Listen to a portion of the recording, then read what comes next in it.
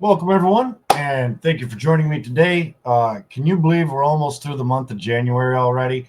Wow, it just seems like it's gone by very, very quickly, at least for me. Um, Building new relationships, we're adding additional lanes from our customers.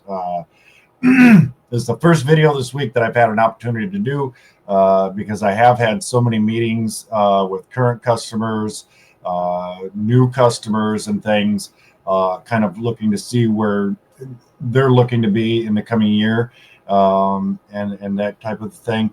Right now, we're looking at potentially, many hundreds of loads additional per month. That's just in our office alone, right? Uh, I do want to give a big shout out to two new individuals that have joined my team, Lonnie and Victor. Welcome. And so if you're watching this, but yeah, a couple of really great guys. I think they're going to do very, very well. In the industry as things kind of start to heat up a little bit. And today I wanted to talk about, the forecast for 2025. It seems over the last, few months at least, I've had a lot of people ask me, when do you think things are going to turn around? And this is coming from carriers and from brokers, right? So I thought that we would kind of go over, and I'm going to break this down for carriers, and then we're going to cover brokerage. Okay. So some things to kind of look out for, and what you can do to better position yourself going into 2025. Okay. So, like I said, everybody's kind of from carriers, asking, where's the light at the end of the tunnel? Right now, current forecasts are suggesting, Q2 at the earliest.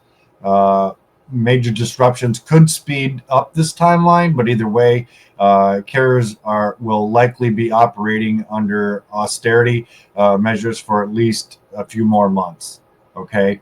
Low rates and high costs are not exactly the recipe for success for many carriers, right? I know, whether it's been fuel, insurance, predatory towing, things like this, right? Among many others, have really hurt carriers' bottom line. The oversupplied transportation market has created major headwinds for carriers, as many have treaded water while waiting for the market to rebalance, right? And we are starting to see signs of that, okay? While signs do point to a market flip in 2025, it's been slow going, okay? As I'm sure many of you are seeing, carriers that prioritize cost controls and relationships are poised to take advantage in 2025. The extremely difficult business climate has led to many small to mid-sized carriers either downsizing or flat out exiting. Okay. But sheer numbers of new carriers who entered the market when COVID-19 pushed rates skyward, right, led to a massive supply and demand imbalance once the disruptions eased and demand basically just leveled off, right? It's and predominantly, and I've talked about this before, there's typically an ebb and a flow that happens in our industry about every 3 to 3.5 years. We hit an up cycle and then right back down again. For those of you that have been around a little bit long enough, we saw it before in like 2018 with the ELD mandate. There was a big shortage of trucks, and we saw a lot of new authorities being issued, whether there were like company drivers that went out and got their own authority. We saw fleets expanding, buying more equipment, hiring more drivers, things like this. Kind of, whenever we're in an upcycle in the market, everybody's trying to get in on that gold rush. But what many new people don't realize, especially those without much prior, if any at all, experience in the industry, they're not ready for that downturn when it happens, right? those of you veterans in the industry, we're always sort of anticipating that and seeing that turn, right? Whether the market's going up or it's going down, and we position ourselves accordingly, right, ahead of time. So there are proactive steps that carriers can take to better position themselves when the market recovers. Cost control is still the name of the game, but one investment that yields returns in route optimization tools. These help reduce deadhead, and when combined with best practices to control fuel consumption, carriers can maximize assets. Okay. Now is also the time to focus on business relationships. I can tell you personally, with some of the additional lanes that we've opened up during 2024, and even now going into 2025 with all the additional lanes that we're looking to run. I've had carriers that I've built some very nice relationships with. I think that they recognized where the market was inevitably going to end up turning, and they got ahead of it, right? That's all part of being a good business person. Making these deep connections with reliable partners now will pay dividends down the road, right? Putting extra emphasis on service is one way to put those partnerships on firm ground. Okay. There's still a couple of things that you need to focus on for repositioning. Okay. And one of those being risk, right? Fighting fraud. Fraud remains a significant challenge for carriers. Okay. Businesses can lower their risk profile by incorporating modern cybersecurity technologies and making sure they're following best practices in everything from the passwords they use to making sure devices always have the latest security updates. Okay. Employee training is also crucial. Phishing attacks are routinely sorry, I feel like I'm losing my voice again today. I've been on the phone so much. So we'll try to get through this best I can, so bear with me. Phishing attacks are routinely, almost did it again, targeting the transportation industry. With would-be fraudsters, bad actors pretending to be DAT or other legitimate businesses. They've certainly put the hurt on many carriers. In fact, when right now, as we're vetting carriers that we want to build relationships with, that we're either reaching out to or they're reaching out to us, you'd be surprised. And I don't know what the exact number is. And that's something maybe I should look into. But one thing I'm finding is that with a lot of carriers, I'm noticing there's notes that they've been victims of identity fraud, right? So, whether you're an owner operator, you know what I mean, and you're utilizing your Gmail or something, be mindful of which emails and links and things that you click on. I did a video before, about helping to protect yourself with cybersecurity. And so you don't have to be a big company, right, for this to affect you. And if you have employees, dispatchers, anything like that, whether they're independent or, employees, something to be mindful of. Okay. The next thing is going to be opportunity, right? And where to find it. Okay. While we can't know the exact timing, of the next market cycle, carriers will need to be able to respond quickly. Okay. For those of you can use tools like the market conditions index on DAT, to get a quick glance of where individual markets are headed, right? Investing in data and analytic tools allows carriers to identify which markets are poised to flip in their favor and pinpoint where their services are going to be in most demand, right? So, and that can really make a huge difference, right? We're going to be getting into, if we're not already kind of starting in some areas, getting into produce season. That's typically where we start to see, the market kind of flip for the year, at least for a period of time. So yeah, start to be mindful of that, and start to get an idea of, what areas to run. If you're just letting off the spot board, running kind of willy-nilly all over the country, right? Odds of it working out in your favor are probably slim to none. I would, if it was me personally, I would focus on, again, building those relationships, either with your direct customers or brokers that that you have a good relationship with already, or that you want to build a good relationship with, and just have a conversation with them, right? And getting into to those better market areas. Okay. You might be running to, out of, I don't know, let's just hypothetically say Kentucky to Washington one day, and then you're running to Nebraska, and then you're, over in LA, and then back to Kentucky. Is that really the best way to run? Or would you rather maybe build a relationship with a broker that's got loads in your home area, right? Outbound to, LA or something, and then back, right? Just as a hypothetical. And having those relationships, oftentimes, those brokers are willing to pay a little bit extra for your better service, because your performance reflects on them, right? So they're willing, oftentimes, to pay a little bit more and have that established relationship. Not to mention, it helps you grow, right? It's a win-win for everybody. I've seen it. I utilize it, right? This is why I personally, as a broker, and we are asset based, right? We're a trucking company and a brokerage.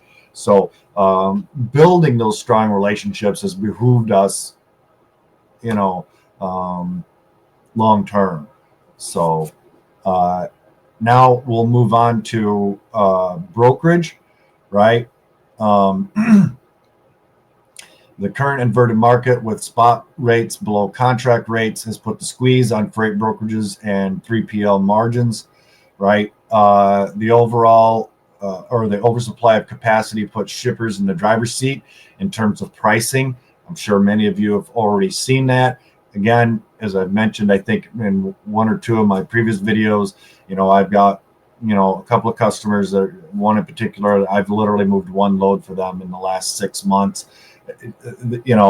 Just for instance, I would, they're always requesting rates and bids and things, and their whole system in my mind is a little screwy. But if market rate on a load was $1,500, let's say, to the carrier, right, and then you still need to make a little something on that, they come back and said, "Oh no, we really need to be under $1,000 on that." Well, I don't want to spend my day, you know what I mean, talking to 60 carriers before I find somebody desperate enough to actually take the load, right? For $20, So, and those shippers that don't recognize where the market is going to be headed, are going to be caught kind of with their pants down around their ankles, right? In a sense, and they're going to be playing catch up. And all of a sudden it's like, oh, I need you. Same for some of these shippers that maybe at one point in time they only worked with brokers, or they worked with brokers and carriers. With the downturn in the market, it was advantageous for some of those shippers that do that to only work with carriers, right? They can kind of manipulate their rates on their own without having that broker interference, trying to keep rates up to at least some extent with their partner carriers.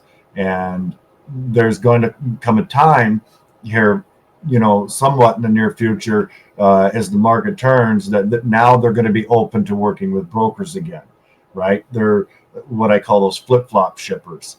And sometimes you can build long-lasting relationships with them.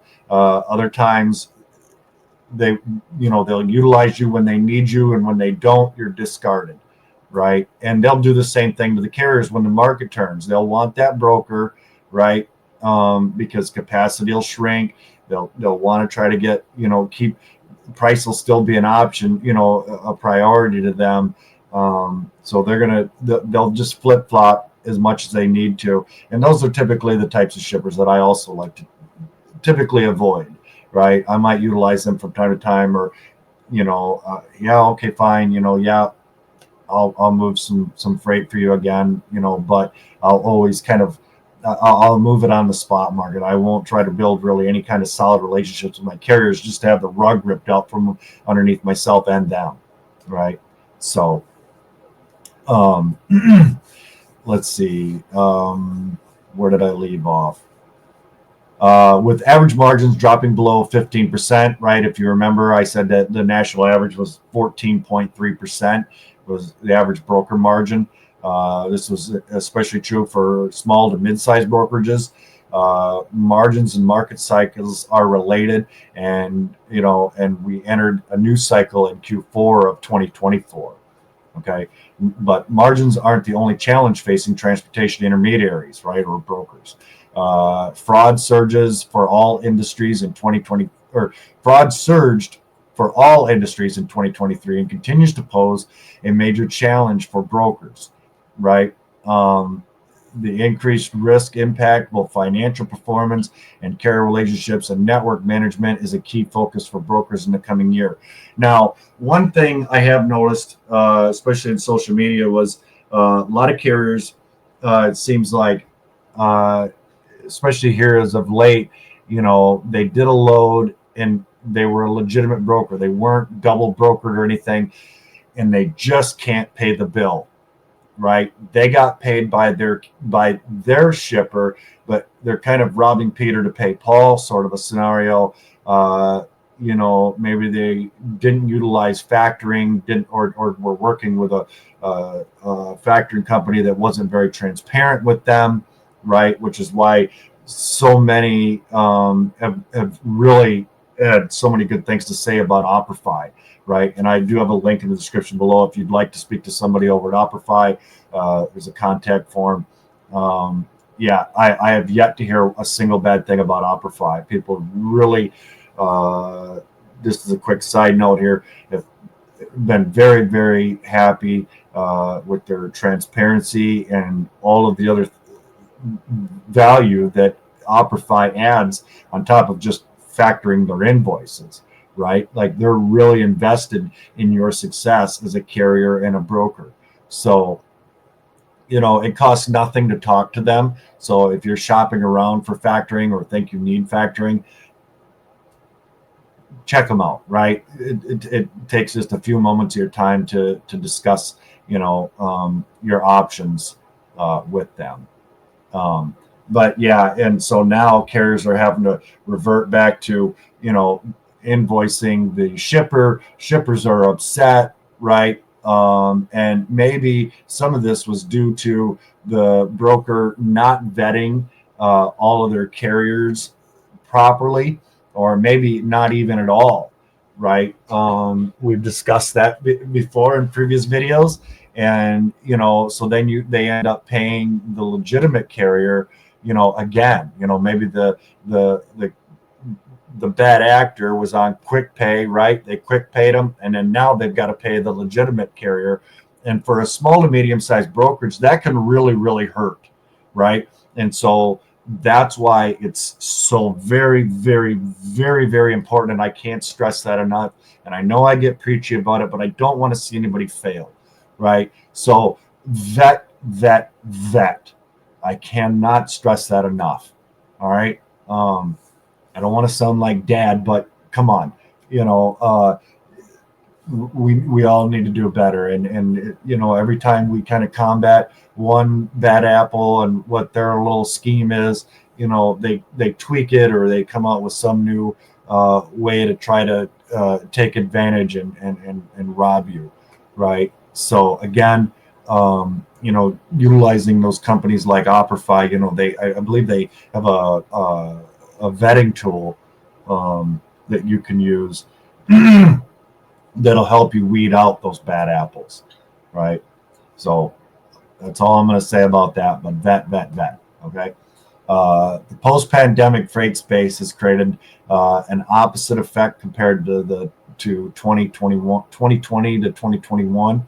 With oversupplied capacity, maintaining strong partnerships with trusted carriers has become crucial, right? Like I said, a lot of bad actors out there. When the market begins to tighten again, shippers will undoubtedly need reliable capacity, and brokers who have already fostered trustworthy carrier networks will thrive, right? So once again, just like carriers building those relationships with brokers, you need to be building your carrier network, right?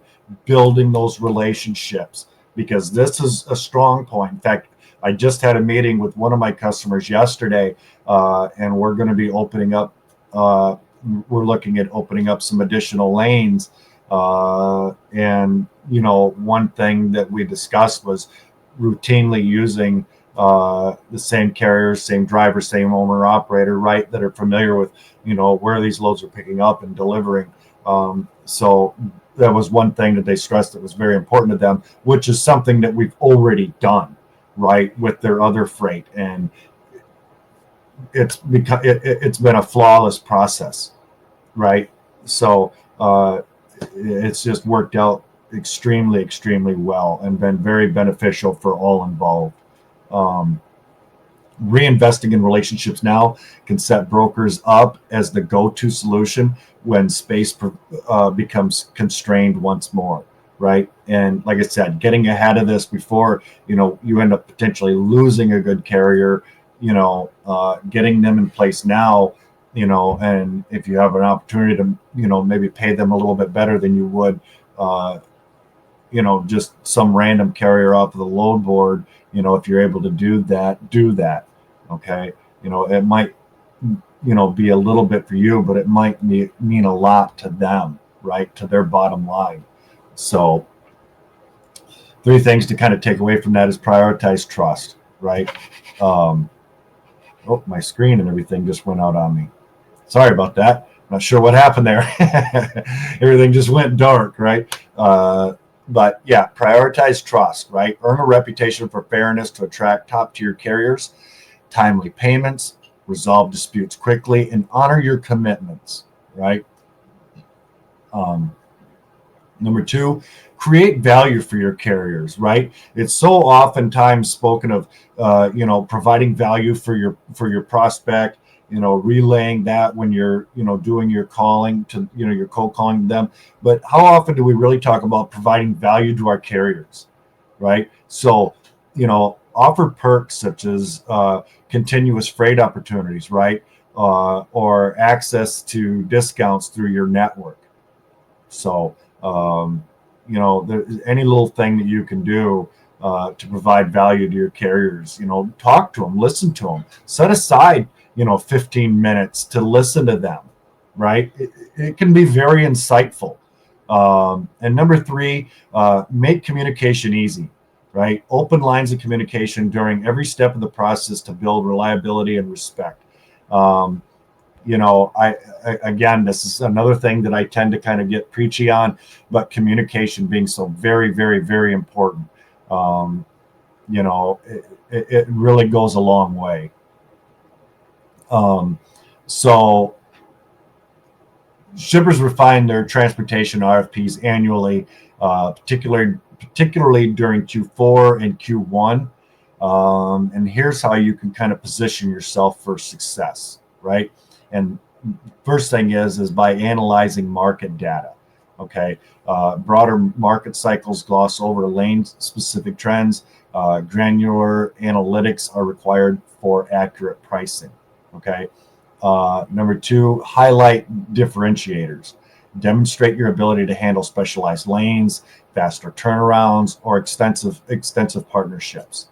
Okay. And number 3, seek out small shipper opportunities. I know everybody wants to go, after these big fortune, companies and things, but don't forget about your smaller shippers, right? Freight markets with mid-sized shippers can often get overlooked, but present significant opportunities for incremental growth. And if you're doing your job as a broker, right? Helping your customer grow helps you grow, helps your carriers grow, right? And if you understand that, it's again very advantageous for all involved, right? So because maybe one of the things that's holding that shipper back from growing is, whether it be their transportation costs, right? Maybe the broker that they were working at before was, marking, rates up, really high, was not communicating with them, was not providing them with information of where the market is, where it's headed, right? Things like this. And just really taking advantage of them. And they might, with everything they've got going on in their day to day, they're relying on that broker to take care of them, right? Just like carriers tend to rely on brokers to take care of them. So, as you help your customer grow and you offer those additional freight opportunities or those better freight opportunities to your carrier grows in sync with your shipper, right? Which presents additional opportunities for you. Okay, does that make sense? If not, drop me a question. Anything you'd like to add to anything that I'm talking about today, by all means, let me know. The spot market does remain the focal point for brokers, though. Many brokers have underpriced loads in order to capture volume, but maximizing margins requires a pivot. Okay, like I said, the average is 14.3. There's times I break even on a load, or I'm making 3 to 5%, at times, but typically across the board, it all balances out. It just kind of depends.